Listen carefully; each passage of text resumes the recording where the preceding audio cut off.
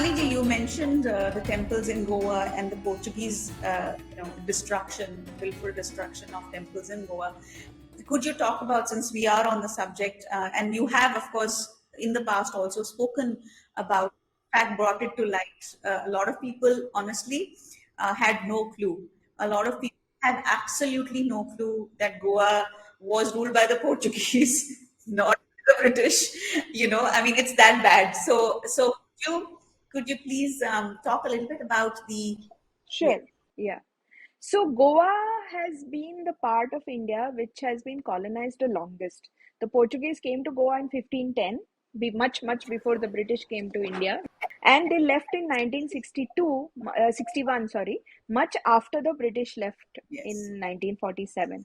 And in this 450 years of rule, the first 150 odd years were the most brutal ones. At that point of time, they controlled very few areas of Goa, mostly the coastal areas, three districts basically, Bardes, Tiswadi, and Salset. And those areas that had these beautiful temples along the coast, along the rivers, all of these temples were destroyed. And wherever possible, the people from that village, when they realized that the temples were going to be destroyed, they tried to save all they could. They tried to save the murtis, as many murtis as they could. And in those days, when traveling was so difficult, they physically carried those murtis, and those murtis had to be carried with a protocol. Remember, it wasn't like you just carried a murti and you ran away with it, put it in your backpack, and went somewhere. No, it was a murti in the puja. So you had to give it puja. You had to offer it puja upachara even when it was being taken from one place to another. And that is what people did in rest of India as well. Meenakshi Jain Yes. ji has documented it in her book. But the same in Goa. So they took those murtis and they took them across the river to a area of Goa now known as Ponda, then known as Antruz Mahal, which was at that point of time under a Hindu king.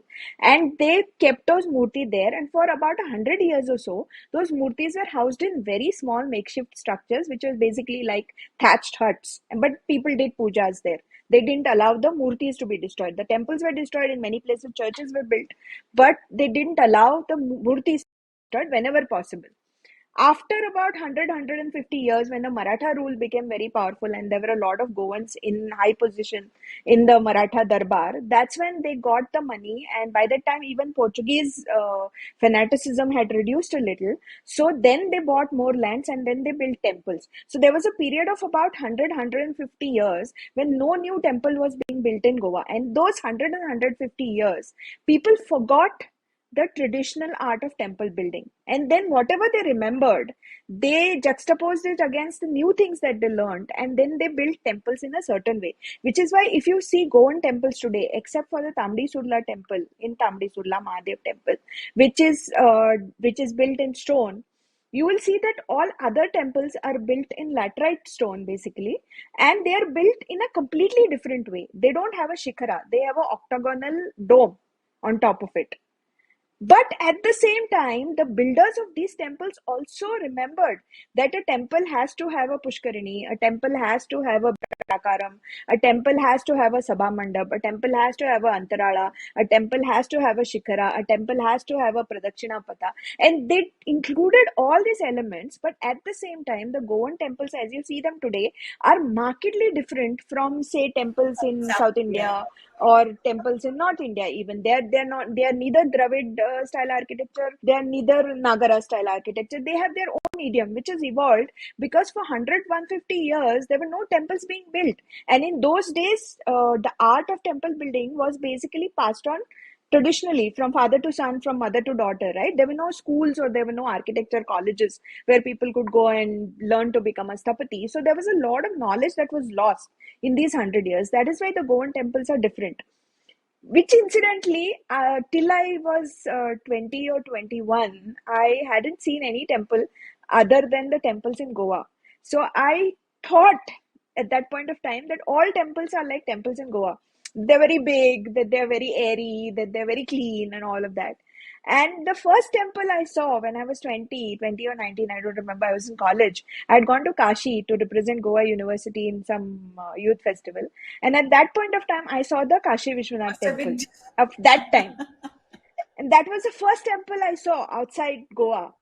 And I honestly couldn't believe. I was also very immature then, but those narrow by Oh, lanes and yes. you going there and you saw that little temple, and I was like, this can't be. I mean, if Goan temples are so big, why is this temple small? And that's when I started reading the history, and that's when I realized what happened to the original temple and how Ahilya Devi built this temple because that was the best she could do at that point of time. And then I realized the sacrifice of all the generations of Hindus, that they have done so much, but they have not given up their claim on the sacred spot. And that has happened across India. So, in a sense, the history of Indian temples is also the history of the sacrifice of the Hindus, how they kept the civilizational pain intact, how they never gave up their pain, and how they built, rebuilt, and rebuilt temples whenever they could. In S.L. Bhairappa's book, Sartha, there's a conversation. The time period of this novel is when Islam is attacking India and the temple in Multan is destroyed. That is the time period. So, in the last chapter, the hero of the book meets a guru, a seer, a great person who can see in future. And he has a question in his mind that this mindless destruction of temples, when it is going to stop. And the guru, he doesn't ask him, but it's there in his mind. But the guru can figure it out. The guru can see it. So the guru says that I can understand what is the question that you have in your mind. You are saying that when is this destruction going to stop? This destruction is not going to stop. That's what the guru says. This destruction will continue for many more centuries. But so also will be the desire to rebuild and reclaim. And that, I think, is what we should focus on. Totally.